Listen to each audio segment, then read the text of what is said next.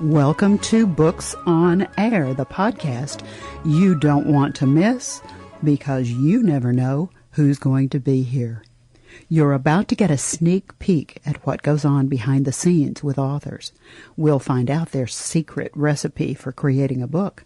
We'll tell you where they get their ideas, and you will get the inside scoop on their next project. Want to know more? Great. We'll tell you where to find them on social media. Are you ready? Okay, let's meet the author. Joining me today is Brenda Leary, and she's here to talk about her book, And She Couldn't Get Out. Brenda, welcome. Hi, how are you? I'm doing great. You know, it's always interesting to talk to authors because writing is no small task. It's something that's difficult. And often people don't just write books just to write books. Usually there's a reason or there's an inspiration or there's some story behind the book itself. Is there a story behind And She Couldn't Get Out? Yes, actually there is a story behind it. Well, what happened is that I had decided to write this book because I had an experience where I was in an abusive relationship over a decade ago, and it was just honestly insanity. And afterwards, I basically was like, you know what, this is so crazy, it should be a book. I mean, there's enough in it that it should be a book. And I kind of felt like I wanted other women to know that it's okay to like go through things, it's okay to make mistakes, and, you know, you can get out, basically, you know what I mean? And that doesn't honestly give away the ending, but you can get out, and I don't know, it just seemed like a good idea. You know, it's so interesting that we're talking about this because I myself experienced a similar mentally abusive relationship. I mean, he never hit me, but I suspect if I'd stayed in that relationship much longer, that would have happened. And when I was involved in this, I mean, he would say things to me that in hindsight, I think, how did you let this man talk to you like this? But when you're in the middle of something like that, it's like you can't see the proverbial forest for the trees. Once you get out of the relationship, and I, like you, was lucky enough to get out of it, you look back and you just can't believe that was you and that you let that happen. Yeah, I agree with you. And that's the thing. And that's the thing about this book is it kind of opens a window into, you know, why women stay. And it also kind of lets you see what trauma bonding is all about. I don't know if you've heard of that, but I mean, you could look it up, but trauma bonding is basically like this cycle of abuse and love and abuse and love. And it could happen in any relationship, even like a mother-daughter, you know, any kind of relationship, friendships, obviously romantic partners. And so this book kind of brings you through this trauma bond, and it kind of really does open the window of like how you get involved, why you do stay through the red flags and things like that, you know, why you justify it and all those kind of things. You know, you said that this is a fiction book. It's loosely based on fact, and you also talked to me before we started recording, and you said that you did research for the book as well. How did you do research? What did you look up? Did you experience? Tell me about it. Well, basically, I looked up, you know, like how to start a book, you know, what kind of writing is it really? You know what I mean? Like, what am I actually doing? Because I started writing, honestly, since I was like, as long as I can remember, probably when I was like 11 or 12, I started writing. And then over the years, I kind of turned to poetry a lot in my writing. And I kind of ended up basically learning to incorporate them both into this book. I use a lot of descriptive writing. I like things like metaphors and things like that. And then I just kind of went with my own gut of how I feel about things. And then it just kind of came naturally that way after that.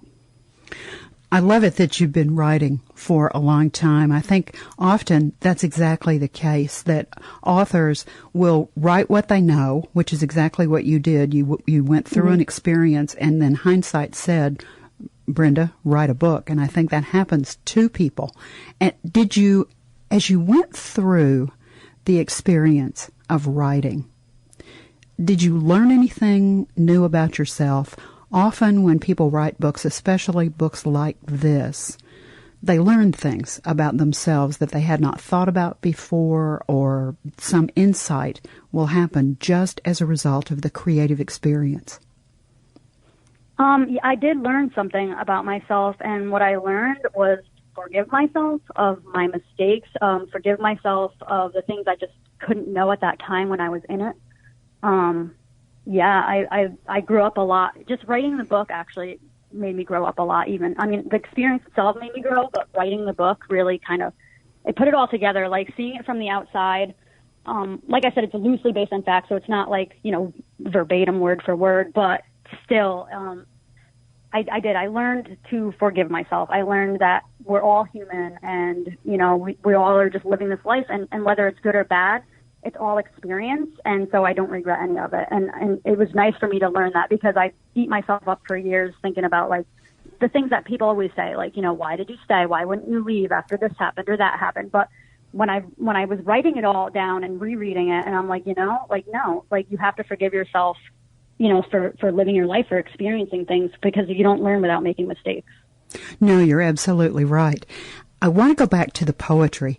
I love it that you decided to go back and put some of your own poetry into the book. I think that makes it very unusual. Tell me about your poetry. Yes, so I basically, around the age, I think it was like freshman year of high school, I started writing poetry kind of as like a therapy to myself. When I would be depressed or feel anxious or any kind of thing like that, I started writing poems, I have like several poetry books now, just like in my drawer somewhere, and I still actively write poetry. And what happened was it took me over a decade to write the book, because I had started the book and then I didn't feel ready yet, and so it took some more years. In the beginning, I never actually was going to put poetry in. It wasn't the plan. And after a few years, like, the idea just came to me, why don't I add my own actual first-person poems from the experience of that time frame into the book, like, in the timeline that they were, because I felt like it made the character more authentic, and, brought character development to it, and like really brought people into her mind, because the book is written, it's written in third person, but I felt like the poetry being like my own, first person real poems, like it just brought the character more to life, basically. Yeah, I agree. I really like that addition, because I think it makes the book different, and I think it gives the reader an insight into the head of the character, which I think is really important. And we've been talking in general terms about the book, so let's give our listeners just an overview of the story and the characters, so they sort of have an understanding of who and what we're talking about. Okay, yeah, sure. So basically the book is about a girl named Justice, and she's 19. She's been in high school about a year, and she meets this really, like, handsome, charming man. His name's Trent, and she meets him at her job, and he's also older, which is, the first thing. So she's 19, he's 31, almost 32. So it kind of like, the romance kind of just like explodes, I would say. It's very full of passion, honestly. There's so much passion in it between Justice and Trent. And, there's hiccups like right away, and, there's bumps in the road like right away, basically. And, red flags with Trent and things. And, Justice kind of just is infatuated by this man. And so she wants to do like anything and everything not to lose him. It's the first time she's ever been in love. She wants to fight for it, and she fights for it. I mean, they end up homeless, living in a car during the winter. There's a lot of verbal abuse, psychological abuse, and she basically just rides the waves, being a stubborn 19-year-old girl, wanting to make this work. And so the book is basically about that experience with her and everything she goes through trying to keep this man that she wants.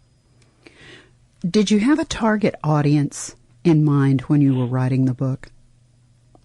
I did. I would say women, especially, like young adult women, older teenage girls, basically a lot like, people that have gone through bad experiences. And also in general, just a lot of times people just like to read about other people's misery, not in an evil way. It's just, misery loves company, and also it brings people's attention. You know what I mean? So anybody who really likes or enjoys like reading about like crazy, like rabbit hole situations would be interested in it. Well, reality television has really taken the place of, I'm using air quotes if you could see my fingers moving, soap operas in modern day media. And I think that books like yours fall into that reality television kind of genre, because you really are holding a mirror up to a situation that was your unique experience, but also is an experience that who knows how many women are going through, because you don't recognize it at the time. You don't talk about it to your friends. If you talk about something to your friends, they try to get you to get out of the relationship. You can't see it.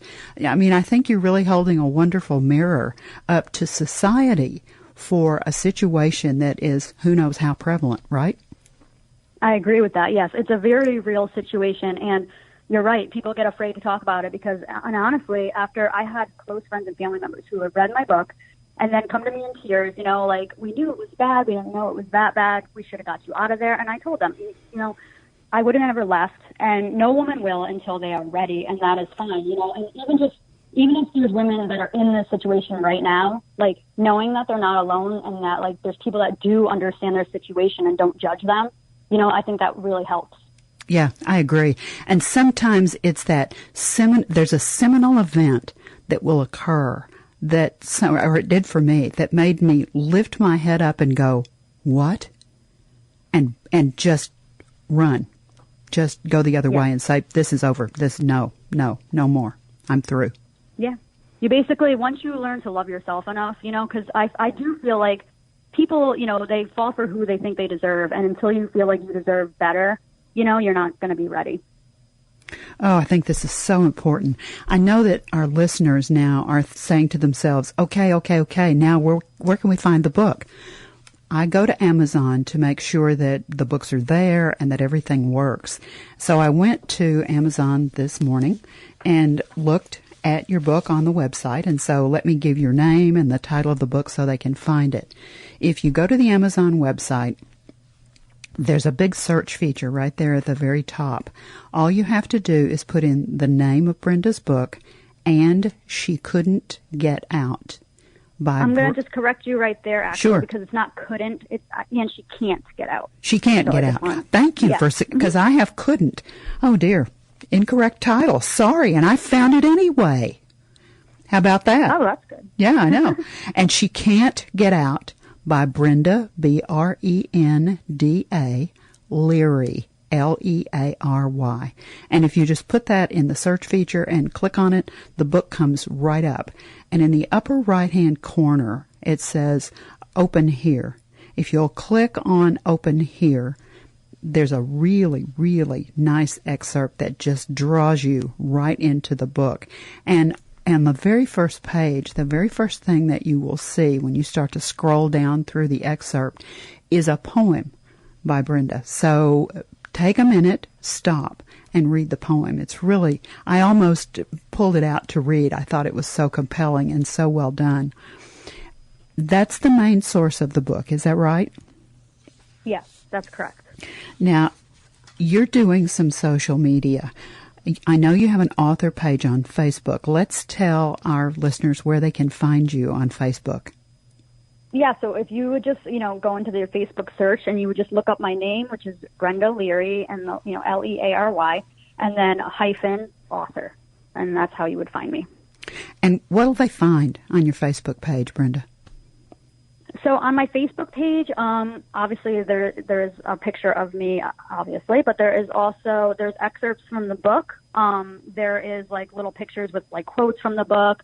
There's links to where you can find it and things like that. Now you've got a blog site as well. Let's talk about your blog site. Yeah, actually, so like I would say around 6 years ago, I decided to try starting to write some blogs, and also some of them are like poetry and things like that. So I do have a blog site, and you can find the website. It's inmommymode.wordpress.com. And so there's a link to the book, and there's also, several blogs on there. Now you're also doing Twitter. Yes, I am doing Twitter. So you can find me on Twitter by going to @BrendaLeary2, the number 2. This is such a powerful book, and I always think that it's really important for an author to be able to have the last word in our time together about that book. When our listeners pick up a copy of the book, they read it, they finish, and for the last time they metaphorically close that back cover, is there a message that you would like for the reader to take away? Yeah, I would say, never lose hope, no matter what you're going on in your life. Don't lose hope. And even if it seems like it's ending in a bad place or it's not ending yet, you have to just keep fighting and be strong. And whatever you're going through in your life, you can and will get through. Brenda, it has been such a pleasure to talk to you. The book is so powerful and it's so well written. Thank you so much for being our guest on Books on Air today. Oh, thank you so much. I really appreciate you letting me do this interview. Now remember, you can find She Can't Get Out by Brenda Leary on Amazon. You've been listening to the Books on Air podcast, brought to you on webtalkradio.net. You can also hear this podcast on iTunes as well as iHeartRadio. I'm Suzanne Harris, and I hope you'll join our next Books on Air podcast. Remember, it's the place to be, and you never know who's going to be here. Thanks so much for listening.